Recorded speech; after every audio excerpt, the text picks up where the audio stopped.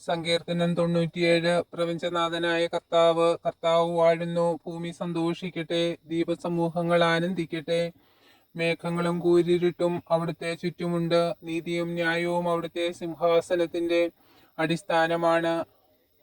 അഗ്നി അവിടുത്തെ മുൻപേ നീങ്ങുന്നു, അത് അവിടുത്തെ വൈരികളെ ദഹിപ്പിക്കുന്നു.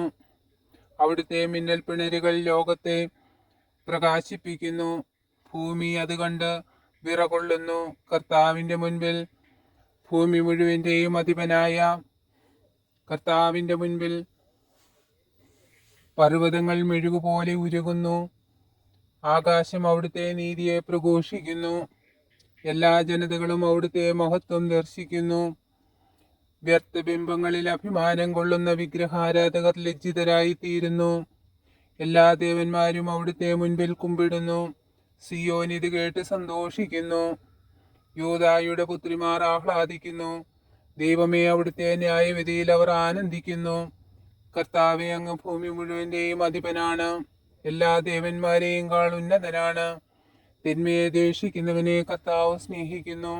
അവിടുന്ന് തന്റെ ഭക്തരുടെ ജീവനെ പരിപാലിക്കുന്നു. ദുഷ്ടരുടെ കയ്യിൽ നിന്ന് അവരെ മോചിപ്പിക്കുന്നു. നീതിമാന്മാരുടെ മേൽ പ്രകാശം ഉദിച്ചിരിക്കുന്നു.